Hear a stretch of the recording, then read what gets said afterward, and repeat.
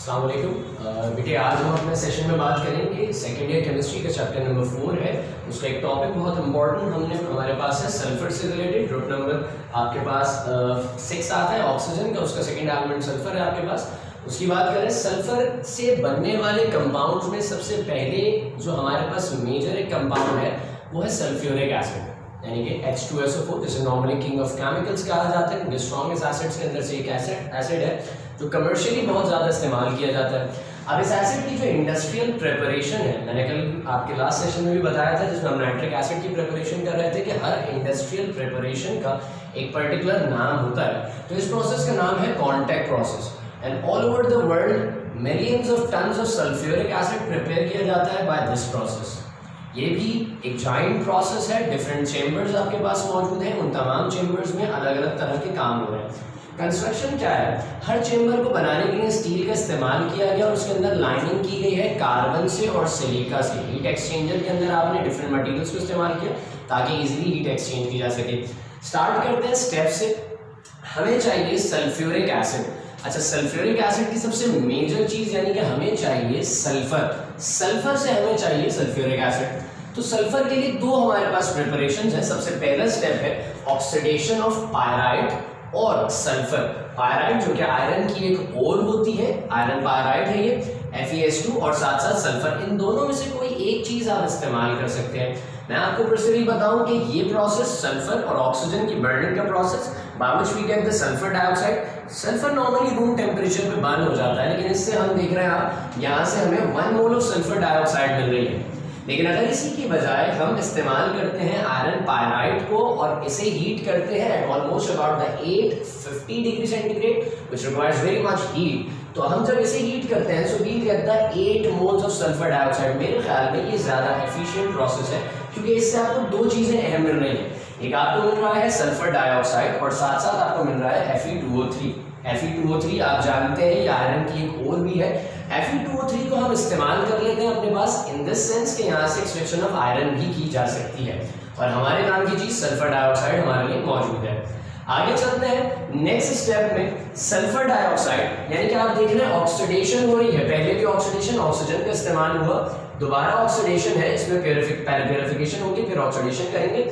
ये oxidation air से की जा रही है, एयर यानी कि हवा, और हम जानते हैं हमारी हवा, सवाल ये आता है कि सर 78% नाइट्रोजन है, 21% ऑक्सीजन है, तो कैसे सल्फर को पता है, क्या आयरन पायराइड को पता है कि मुझे ऑक्सीजन के साथ रिएक्ट करना है? तो आपकी जो लोअर सरफेस यानी कि जिस पर हम रहते हैं अर्थ क्रस्ट पे, वहां पर मेजरली आपके पास ऑक्सीजन पाई जाती है, उसके ऊपर के एरिया में नाइट्रोजन पाई जाती है। अच्छा, अब इसके अंदर हमारे पास ये SO2 तो बन चुकी है, आगे भी हमारे पास ऑक्सीडेशन के प्रोसेस होंगे, तो उसके लिए सबसे पहले हम इसे प्योरीफाई कर देते हैं, क्योंकि जिस एयर से बनाई है उसमें इम्प्योरिटीज हो सकती हैं। तो मैंने जब इसे प्योरीफिकेशन में लेकर गया तो मुझे पता चला कि सल्फर डाइऑक्साइड के अंदर तो बहुत सारी चीजें हैं।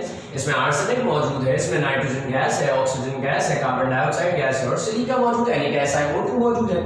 अब इन तमाम चीजों से मुझे सेपरेशन करनी है, इन तमाम चीजों से मुझे सेपरेशन करनी है, तो कुछ मसाइल हैं। पहले जरा चैम्बर्स की जानिब में चलते हैं, थोड़ा चैम्बर्स को भी देखते हैं। स्टार्टअप आपकी इक्वेशंस यहाँ से हो रही है, डायग्राम। अक्सर इसका सवाल इस तरह से आता है कि एक फ्लो चार्ट बनाकर दिखा दीजिए कॉन्टैक्ट प्रोसेस का, तो it's just like a flow chart. 3 step में कन्वर्ट कर दिया मैंने, क्योंकि बोर्ड में कमी की वजह से जगह की, यहाँ से यहाँ कनेक्ट हुआ और फिर इसके बाद यहाँ से यहाँ कनेक्ट हो गया। ये स्टार्टअप हमने लिया FeS2 या फिर सल्फर को आपने हीट करा इन the presence of oxygen and give कहते हैं सल्फर डाइऑक्साइड।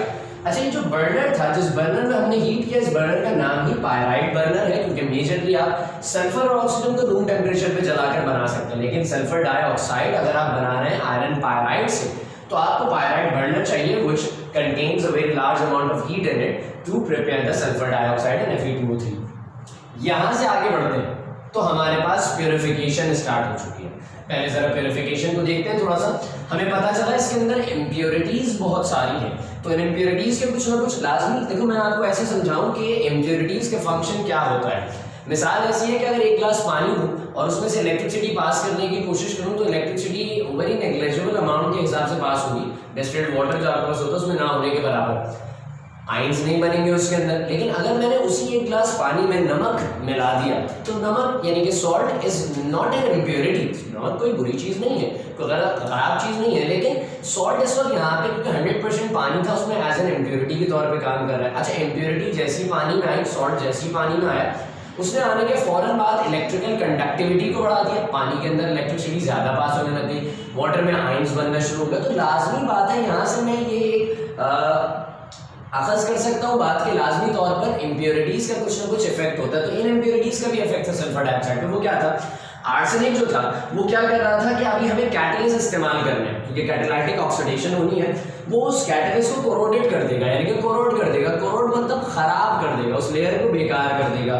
और अदर इम्प्योरिटीज जो है वो क्या करेंगे हमारे साथ, वो डिक्रीज करेंगे सल्फर ट्राइऑक्साइड की यील्ड को, जो आगे हमें प्रिपेयर करनी है। तो लाजमी सी बात है आगे होने वाले लायामल के लिए हमें पहले उसके लिए काम करना पड़ेगा, इन इम्प्योरिटीज को सेपरेट करते हैं। कैसे, सल्फर डाइऑक्साइड थी, इसे आप लेकर गए डस्ट चैम्बर में, डस्ट फिल्टर्स में आप इसे लेकर गए, डस्ट फिल्टर्स में सबसे पहले आपके पास जो चीज रिमूव हुई वो थी आर्सेनिक इम्प्योरिटीज थी।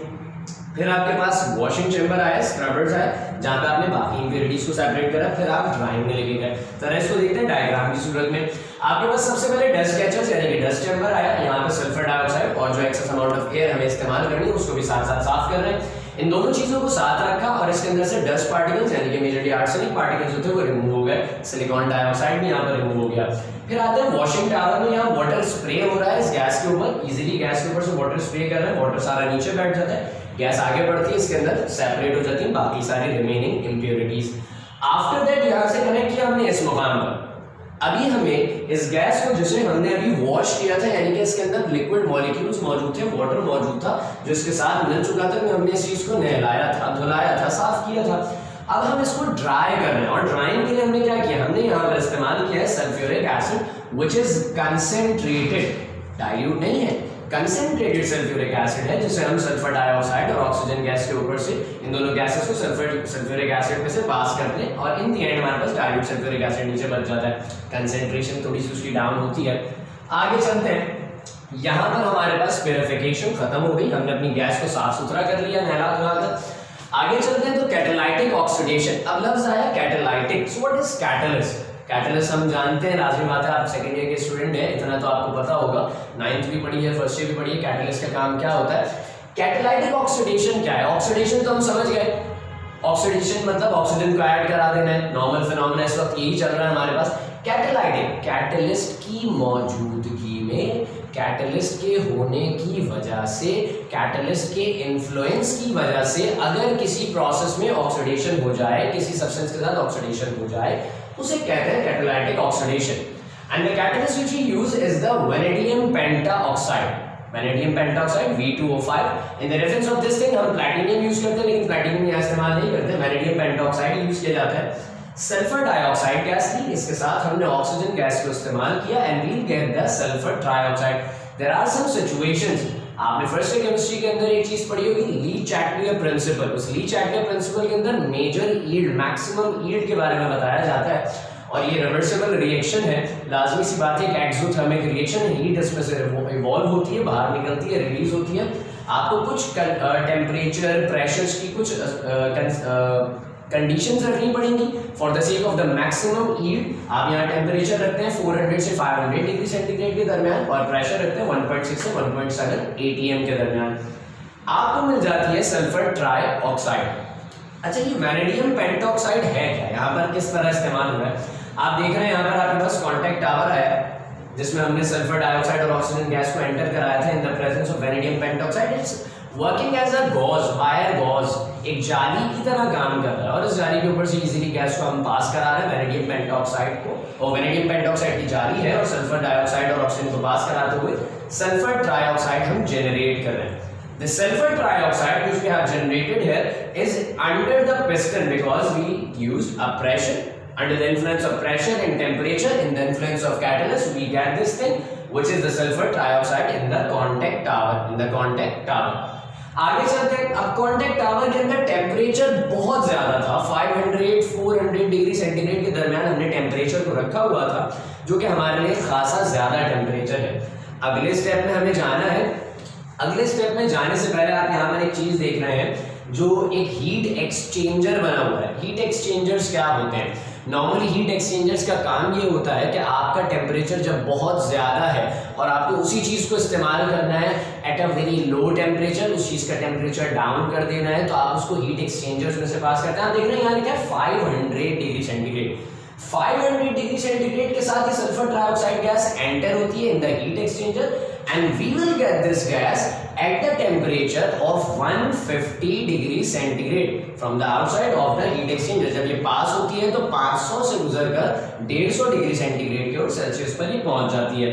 अब 150 डिग्री सेल्सियस पर जब ये गैस पहुंच चुकी है तो फिर क्या किया आपने? एब्जॉर्प्शन हो रही है सल्फर ट्राइऑक्साइड की, किसमें? सल्फ्यूरिक एसिड में। सवाल यहाँ पर बड़ा मजेदार सा है, वो ये है कि सर ये थी सल्फर ट्राइऑक्साइड और ये रहा पानी, तो सर दोनों को ऐड करा देते बड़ी आसानी से हो जाएगा और जो है वो हमारे पास सल्फ्यूरिक एसिड H2SO4 बनकर तैयार हो जाएगा। There is a problem. इसका रीजन आ जाता है, अक्सर बेशतर बच्चे इसमें गलती कर जाते हैं। एक रीजन हम अक्सर जगहों पे ये पढ़ते हैं कि यार इसमें सल्फर ट्राइऑक्साइड पानी के ऊपर एक स्मोक जमा कर लेती है, डिसॉल्व नहीं हो पाती, सॉल्युबिलिटी का कुछ नेचर आ जाता है। लेकिन इसके साथ साथ एक बात मैं बताऊं कि ये गैस डिसॉल्व होती है, गैस वाटर में डिसॉल्व होती है, but it's highly exothermic reaction, बहुत ही एक्सेस अमाउंट में हीट रिलीज होती है, जिसकी वजह से आप ये कंसिडर नहीं कर पाते कि यार इस रिएक्शन को स्टॉप कैसे किया जाए। इसकी जो इतनी हीट रिलीजिंग है उसे आप अपने कंट्रोल में कैसे लाएं, तो अनकंट्रोलेबल रिएक्शन है, इस वजह से वाटर में आप इसे डिसॉल्व नहीं कराते। इसके लिए आप करते हैं क्या है? सल्फ्यूरिक एसिड का इस्तेमाल करते हैं। अब किया क्या आपने? सल्फर ट्राइऑक्साइड ने इसे कूल डाउन करा, मैंने भी बताया हीट एक्सचेंजर्स की मदद से, और प्राइमरी एब्जॉर्प्शन टावर मिलेगा। प्राइमरी मतलब पहले रुतबे पर आएगा, छोटा, जो छोटे होते हैं प्राइमरी होते हैं नर्सरी वाले, तो प्राइमरी एब्जॉर्प्शन टावर आपके पास है सल्फर ट्राइऑक्साइड को आपने सल्फ्यूरिक एसिड के साथ रिएक्ट कराया, which we have a temperature here which is the 150 degree centigrade. अभी हीट एक्सचेंजर से निकला था, सल्फ्यूरिक एसिड से हमारे पास जो चीज तैयार हुई है और सल्फर ट्राइऑक्साइड के रिएक्शन से, वो था H2S2O7 which is known as oleum. इसका एक और नाम है pyrosulphuric acid, pre sulphuric acid भी से हम कहते हैं, लेकिन इसका नाम है पायरोसल्फ्यूरिक एसिड, इसी से सल्फ्यूरिक एसिड बनेगा। आप देख रहे हैं आपके पास एब्जॉर्प्शन टावर था, कंसंट्रेटेड सल्फ्यूरिक एसिड आपने रखा हुआ था और आपके पास यहाँ पर एंटर होती है सल्फर ट्राइऑक्साइड गैस, और जब इसके ऊपर सल्फ्यूरिक एसिड को स्प्रे डाउन किया जाता है तो आपके पास नीचे तैयार होता है pyrosulphuric which is the oleum.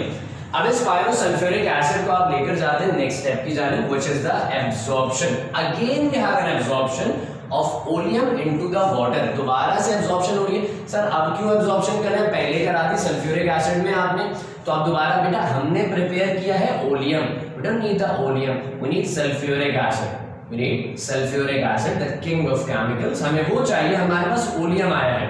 अब इस ओलियम को क्या करना है? ओलियम बेसिकली क्या है? It's a viscous thick liquid, बहुत ही विस्कस लिक्विड होता है, सल्फ्यूरिक एसिड की फॉर्म है लेकिन बहुत ज्यादा विस्कस फॉर्म है। H2S2O7 इसका फॉर्मूला है। मिसाल इसकी ऐसे है, इसे पानी के साथ मिलाना है और पानी के साथ मिला के आपको हासिल हो जाएगा सल्फ्यूरिक एसिड। अब सवाल है कि सर पायरोसल्फ्यूरिक था, पानी मिलाया, सल्फ्यूरिक कैसे? सिंपल सी एग्जांपल दूंगा आपको। मिसाल ये है कि घर में आपकी जामे शीरी की बोतल होगी, लाजमी बात है मीठा है वो, शरबत के लिए इस्तेमाल किया जाता है, तो क्या जामे शीरी की बोतल आप डायरेक्ट कैप खोलते हो और उसे पीना शुरू कर देते हैं? ऐसा नहीं कर सकते, क्योंकि बहुत ज़्यादा कंसेंट्रेशन है उसकी, बहुत विस्कस है, बहुत ज़्यादा मिठास है उसके अंदर। आप क्या करते हैं? उसे नॉर्मली पानी के साथ मिलाते हैं या उसे दूध के साथ मिलाते हैं ताकि उसकी कंसेंट्रेशन बैलेंस हो जाए, उसके अंदर जो स्वीटनेस है वो इजीली बैलेंस हो जाए। तो यहाँ पर यही कर रहे हैं, कंसेंट्रेशन को बैलेंस करने के लिए, अपनी डिजायरेबल कंसेंट्रेशन वाला सल्फ्यूरिक एसिड हासिल करने के लिए आप यहाँ पर पानी के साथ इसे रिएक्ट कराते हैं ओलियम को, and you will get your sulphuric acid which is the 98% pure. It is also known as the commercial, it is also known as the commercial. दो तीन तरह के सल्फ्यूरिक एसिड होते हैं, एक आपके पास होता है प्योर, एक होता है कमर्शियली प्योर 98 प्योर 100% हो गया आपके पास, एक होता है डाइल्यूटेड 65%, इसके अंदर सल्फ्यूरिक एसिड इस्तेमाल किया जाता है नॉर्मली, हम लैब्स में बनाते हैं, उसके अंदर डिफरेंट कंसेंट्रेशन होती हैं।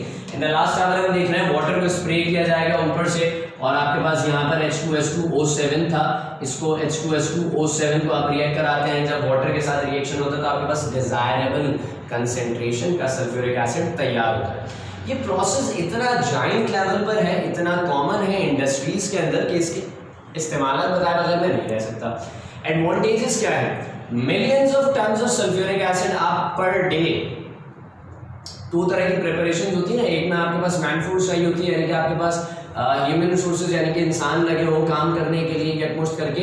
यहाँ पर वैसा नहीं है क्योंकि ये सारा मशीनरी प्रोसेस है, तो इसके अंदर आप बहुत कम मैन फोर्स से बहुत ज़्यादा प्रोडक्शन कर सकते हैं सल्फ्यूरिक एसिड की, पहली बात। दूसरा, हाईली एक्सट्रीमली प्योर कंसंट्रेटेड आपके पास सल्फ्यूरिक एसिड हासिल होता है, तो वो हम हासिल करते हैं इस कॉन्टैक्ट प्रोसेस की मदद से, which is the industrial preparation of sulphuric acid. ये तमाम स्टेप्स थे, होप सो आपको समझ में आया होगा। जज़ाकल्लाह।